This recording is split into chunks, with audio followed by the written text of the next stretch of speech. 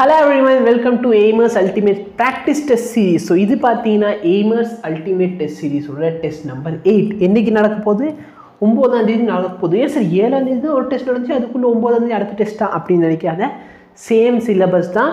அப்போ நீ என்ன பண்ண போறேன்னா 7ஆம் தேதி என்னென்ன மிஸ்டேக் பண்ணியோ அந்த மிஸ்டேக்லாம் பண்ணாமல் இருந்தாலே 9ஆம் தேதி நல்லபடியாக நீ டெஸ்ட் கொடுத்துடலாம். ஃபிசிக்ஸில் சேம் சிலபஸ் பாரு, அடிச்சாங்காப்பி.